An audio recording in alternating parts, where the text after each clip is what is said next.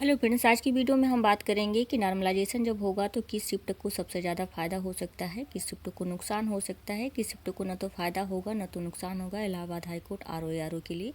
तो देखिए, इसमें प्रिडिक्शन करना थोड़ा सा मुश्किल है, क्योंकि ऐसा नहीं है कि सारे शिफ्ट को बता देना कि कौन सी हार्ड थी कौन सी शिफ्ट थी। वो बच्चों के मार्क्स पर भी क्या करता है, डिपेंड करता है। और आपका जो भी नॉर्मलाइजेशन होगा वो रॉ मार्क्स के बेसिस पे होने वाला है। जो भी आपका एनटीए स्कोर बनेगा यानी परसेंटाइल स्कोर बनेगा, तो आपकी शिफ्ट का जो टॉपर है उसके मार्क्स पर बिल्कुल डिपेंड करता है कि आपकी शिफ्ट का जो भी बच्चे का सबसे ज़्यादा मार्क्स आएगा और उसके बाद एवरेज मार्क्स आएंगे, उसके बेसिस पे रॉ मार्क्स निकाला जाएगा और उसके बाद पर आपका परसेंटाइल बनाया जाएगा। तो देखिए कैसे होगा एनटीए बेस, कैसे परसेंटाइल बनेगा, इसके लिए मैंने वीडियो ऑलरेडी प्रोवाइड कर दिया, आप देख सकते हैं जाकर प्लेलिस्ट में। तो देखिए, आज की वीडियो में हम सबसे पहले बात करेंगे आरओ के लिए कि जो भी आरओ का नॉर्मलाइजेशन होगा। देखिए, आरओ में तो एक 46 पोस्ट है, उसमें कहा भी नहीं जा सकता है किसका हो सकता है, क्योंकि कंपटीशन तो ऑलरेडी टफ है, क्योंकि इतना कम पोस्ट है हो, स्टूडेंट नंबर ऑफ स्टूडेंट बहुत ज़्यादा हैं और लोगों ने अपना मेहनत भी किया है। बहुत लोगों की इसमें टाइपिंग 100% हुई थी, ऐसा नहीं है कि नहीं हुई थी। 100% का मतलब है कि जिनकी एक्यूरेसी वगैरह भी अच्छी रही है, टाइपिंग स्पीड भी अच्छी रही है। तो टाइपिंग तो एक मुद्दा है कि आरओ में फर्स्ट सेकेंड दिन बहुत लोगों की टाइपिंग बहुत गड़बड़ हुई थी, तो फर्स्ट सेकेंड का आप छोड़ दीजिए। क्योंकि जो 10 वाली शिफ्ट थी, 10 दिसंबर वाली शिफ्ट थी, इसके लगभग दोनों शिफ्ट में क्या हुआ है कि बच्चे टाइपिंग में बहुत ज़्यादा डिस्क्वालीफाइड हैं। तो 10 दिसंबर में कंपटीशन थोड़ा सा कम हो जाता है, क्योंकि उसमें आपके ज़्यादा बच्चे नहीं हैं, तो कम बच्चे ही रह जाते हैं और जो बच्चे हैं उनका रिटेन में भी मार्क्स कम होगा। तो आप देखिए कंपटीशन क्या होता है सेकंड वाले में, क्योंकि पहले दिन ऐसा हुआ था कि टाइपिंग का, अब ऐसा भी नहीं कि 10 दिसंबर में किसी की टाइपिंग नहीं, बहुत लोगों की हुई, अच्छी हुई है। 11th में भी वही था और 12th में तो एक ही शिफ्ट में पेपर हुआ था एक्चुअली। तो उसमें क्या था, लोगों ने अपना देख देख के, जैसे कुछ लोग रिव्यू कर रहे थे सेंटर वगैरह पर, जो आपने लाइव इंटरव्यू देखा होगा, बहुत लोग दिखा रहे थे कि कैसा टाइपिंग आ रहा है, कैसा कीबोर्ड वगैरह मिल रहा है, कैसा फॉन्ट है। ये सारी चीज़ें जानने के बाद आप खुद अपना माइंड मेकअप कर लेते हैं कि चाहे जितना छोटा फॉन्ट रहेगा हम कर लेंगे। इसके वजह से क्या होता है कि आप टाइपिंग में तो क्वालिफाई हो जाएंगे, लेकिन आप देखते हैं रिटेन का मार्क्स, क्योंकि शिफ्ट वाइज देखते हैं। देखिए, पहली वाली जो शिफ्ट थी 10 दिसंबर वाली शिफ्ट, तो पहली वाली शिफ्ट जो 10 दिसंबर की थी वो थोड़ा इजी थी। इजी इस बेसिस पे थी क्योंकि इसमें नंबर आप जो भी स्टूडेंट बताएं अपना कहीं भी, तो अच्छे मार्क्स आए हैं, थोड़ी इजी थी। लेकिन इसको इजी कंक्लूड नहीं किया जाएगा, क्योंकि ये पैटर्न अचानक से चेंज हुआ था। क्योंकि इससे पहले जो इलाहाबाद हाई कोर्ट कराता था उसमें इंग्लिश 50 क्वेश्चन आते थे, लेकिन इससे पहले किसी को नहीं पता था कि इंग्लिश नहीं आ रहा है। तो लोग इंग्लिश पे भी फोकस किए थे, अपना जीएस वगैरह को छोड़ के, अदर चीज़ों को छोड़ के इंग्लिश पे फोकस किए थे। तो जो फर्स्ट शिफ्ट वाले बच्चे थे उनका इंग्लिश उन्होंने देखा अचानक से नहीं है, उसके जगह अदर सिलेबस में इंक्लूड चीज़ें की गई थी, जैसे कंप्यूटर्स को बढ़ा दिया गया था और रीजनिंग वगैरह को थोड़ा टफ किया गया था। तो इस वजह से शिफ्ट तो ईजी थी, लेकिन ईजियर कंक्लूड नहीं करना चाहिए, क्योंकि इसके वजह से बच्चों के मार्क्स क्या होंगे, कम होंगे। और जैसे ही जिस भी शिफ्ट चाहे जितनी ईजी हो, अगर बच्चों के मार्क्स नहीं बढ़ रहे हैं तो वो शिफ्ट क्या होगी, टफ कंक्लूड की जाएगी। और उसके बाद देखिए सेकेंड वाला जो, उसके बाद 10th का सेकेंड था, तो थोड़ा सा देखिए जो पेपर का भी पैटर्न था वो इजी टू हाई था। यानी कि पहले बच्चों को क्या किया जाए, थोड़ा सा कोई पेपर का जो भी प्रेशर है वो फेस कर पाएँ, इसके वजह से ईजियर टू हायर बनाया गया था। सबसे पहले ईजी को दिया गया था और हाई को किया गया था। इसी तरह से आरओ में भी हुआ है, एआरओ में भी हुआ है। तो इसमें 10 दिसंबर वाली जो सेकेंड शिफ्ट थी वो थोड़ा सा मॉडरेट लेवल का पेपर थे, ना वो ज़्यादा ईजी थी ना ज़्यादा हार्ड थे। और बच्चे थोड़ा सा क्या हो गए थे कि प्रेशर को भी फेस कर पा रहे थे, क्योंकि जो मॉर्निंग शिफ्ट वाले थे बच्चे अपना, बहुत सारे लोग आप वीडियो उसमें देखे होंगे, लोग बता रहे थे कि ऐसा पेपर नहीं, ऐसा आ रहा है, इंग्लिश नहीं आ रही, तो इंग्लिश का भी प्रेशर ख़त्म हो गया था। इसलिए थोड़ा सा लेवल था जो पेपर का वो मॉडरेट था। सेकेंड शिफ्ट देखिए, जब 11 दिसंबर की जो भी पेपर था उसमें क्या थी, 11 का फर्स्ट शिफ्ट जो थी वो इजी थी। उसमें आप पेपर भी देखे होंगे, जिन लोगों का भी 11 का फर्स्ट शिफ्ट रहा होगा वो देखे होंगे, पेपर इजी था। आप आराम से 170 175 तक तो कर सकते थे। आप तो ऑब्टेन किए होंगे 200, उसमें मार्क्स की बात कर रही हूँ कि थोड़ा ईजी था, क्योंकि उसमें कंप्यूटर का लेवल थोड़ा सा ज़्यादा कठिन नहीं था, ठीक था वो शिफ्ट। और देखिए उसके बाद 11 का सेकेंड शिफ्ट क्या हुई, हार्ड हुई है। उसके बाद 12th का जो भी शिफ्ट था वो हार्ड थी।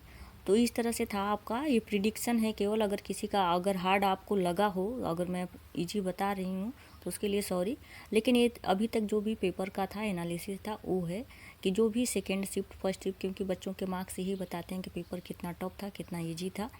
और पेपर का शिफ्ट से कोई मतलब नहीं है। हमने हर समय कहा है कि आपके मार्क्स पे डिपेंड करेगा, आपके टॉपर के मार्क्स पे डिपेंड करेगा। क्योंकि अगर हो सकता है कि 10 दिसंबर वाले जो फर्स्ट शिफ्ट का टॉपर का मार्क्स 185 प्लस चला जाता है और जो एवरेज मार्क्स हैं क्या होगा वो कम रहता है, तो उसके वजह से जो रा मार्क्स बनेंगे उसके आधार पर परसेंटेज क्या होगा आपका ज़्यादा हो जाएगा, सॉरी परसेंटेज क्या होगा कम बनेगा। क्योंकि जितने ज़्यादा आपके टॉपर का मार्क्स ज़्यादा होगा उतने मार्क्स आपके कम होने के चांसेस है, उतना सॉरी परसेंटेज कम होने के चांसेस है। और मान लेते हैं कि 12 वाले शिफ्ट का जो भी टॉपर है उसका 175 प्लस ही बन पाता है और एवरेज मार्क्स आपका चलता रहता है 150 के प्लस में, तो आपके परसेंटेज क्या होंगे, इंक्रीज हो जाएंगे। तो आपके टॉपर का मार्क्स भी डिसाइडिंग रोल प्ले करने वाला है नॉर्मलाइजेशन में। तो आपके शिफ्ट का जो भी टॉपर का मार्क्स होगा, आप लोगों का जितना एवरेज मार्क्स होगा उसके बेसिस पे रा मार्क्स का परसेंटाइल बनाया जाएगा। तो ये थी हमारा आरओ के लिए 10, 12 और 11 के लिए। देखिए वही नॉर्मलाइजेशन की बात है कि टफर तो हायर होगा और मॉडरेट लेवल वाले जिन बच्चों का शिफ्ट क्या है टफ है उनके मार्क्स बढ़ेंगे नॉर्मलाइजेशन में, परसेंटेज बढ़ेगा। और जिनके इजी हैं उनके थोड़े से परसेंटेज कम हो सकते हैं, क्योंकि अगर मार्क्स नहीं बढ़ते हैं तो आपके परसेंटेज भी ऑब्वियसली नहीं बढ़ेंगे। और जो मॉडरेट लेवल वाले हैं उनको परेशान होने की ज़रूरत नहीं है, उनका ना तो नुकसान होना है ना तो फ़ायदा होना है। तो आपके जितनी भी मार्क्स अटेन आपने किया है उसके हिसाब से आपका परसेंटेज बनेगा। उसके बाद देखिए और अप्रोप्रिएट परसेंटेज की बात तो हमने कह दिया है कि कैसे आपका टॉपर स्कोर होगा, एवरेज स्कोर होगा, उसके आधार पर राय स्कोर बनाया जाएगा, उसी के आधार पर एनटीए स्कोर यानी परसेंटाइल स्कोर नॉर्मलाइजेशन में किया जाएगा। अब देखिए एआरओ के लिए देखिए एआरओ में जो अब पेपर क्या हुआ था, आरओ का हो गया था 14 से 12 वाला। तो इसके वजह से क्या होता है, लोगों ने बहुत सारी वीडियो देखी, बच्चों का इंटरव्यू देखा कि क्या कैसे पेपर का लेवल आरओ में आया था और खुद फेस कर लिए थे सारे बच्चे, लगभग जो एआरओ दिए हैं, सारे तो नहीं लेकिन बहुत सारे लोगों ने आरओ भी दिया था। तो आपको पता चल गया है कि पेपर का लेवल कैसे आ रहा है, टाइपिंग कैसे हो रही है, ये सारी चीज़ें पता हो गई। तो पेपर क्या हो गया, आरओ की अपेक्षा थोड़ा सा टफ हुआ एआरओ वाला पेपर, क्योंकि आरओ का पेपर थोड़ा इजी थे लेकिन एआर वाला थोड़ा सा टफ किया गया है। मतलब ऐसा अपना जो भी सिलेक्शन बोर्ड है उनका जो भी एक्सपर्ट कमेटी है उन्होंने पेपर भी ऐसे सेट किया था।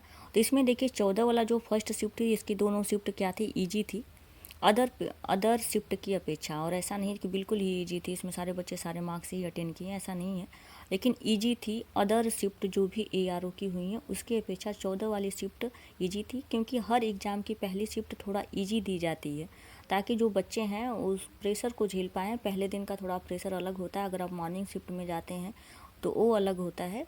बाकी अब जब से आप पेपर कंडक्ट होने लगता है तो प्रेशर वगैरह भी रियलाइज़ हो जाते हैं। तो इसके लिए खुद जो एक्सपर्ट होते हैं और साइकोलॉजिकली भी पेपर को इस तरह से सेट करते हैं कि बच्चे इस चीज़ को फेस कर पाएँ। तो जो भी पहले दिन की शिफ्ट होती है देखिए ईजी होती है, लेकिन उसको टफ कंक्लूड किया जाता है। कंक्लूड इस बेसिस पे किया जा सकता है, हो सकता है आपका 14 का फर्स्ट शिफ्ट में ईजी मैं बता रही हूँ, हो सकते हैं आपके मार्क्स ही कम आ रहे हों, आप ही के नहीं, सारे बच्चों के मार्क्स लगभग कम हो जा रहे हैं। तो आपका मार्क्स बढ़ने के 100% चांसेस हो जाते हैं, क्योंकि आपके टॉपर का भी मार्क्स कम होगा। हो सकता है कि 14 के जो भी शिफ्ट वाले हैं उनके मार्क्स टॉपर का कम रहेगा, आपके एवरेज मार्क्स भी कम जा रहे होंगे, तो नॉर्मलाइजेशन में आपका परसेंटेज हाई हो जाएगा। लेकिन क्या है यहाँ पर कि अदर जो भी थी ईजी शिफ्ट की बात करते हैं तो 14 वाली शिफ्ट ईजी थी।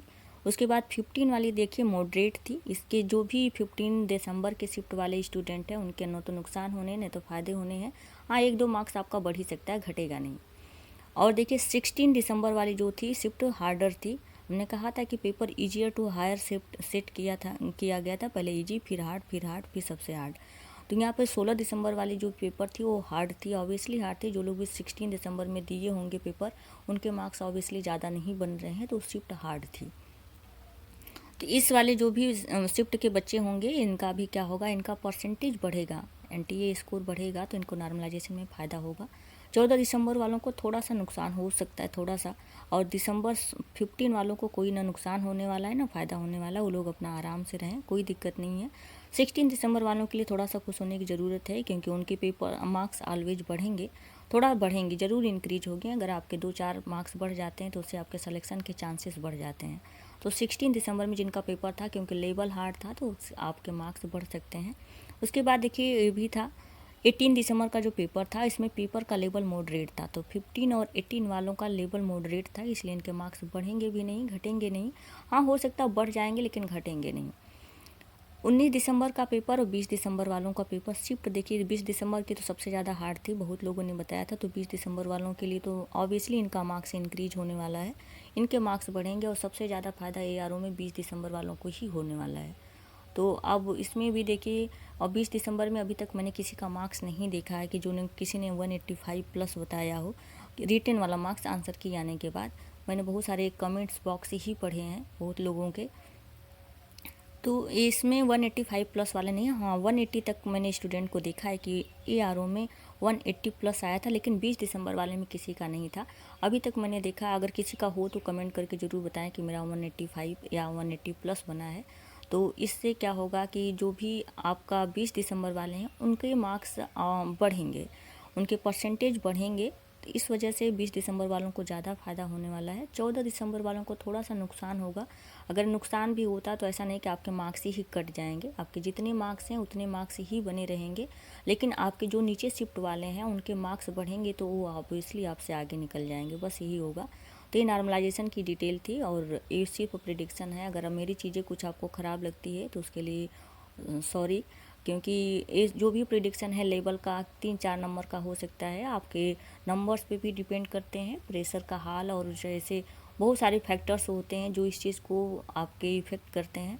तो अगर मेरा प्रिडिक्शन आपको सही लगता है तो कमेंट करके ज़रूर बताएं। Thank you so much.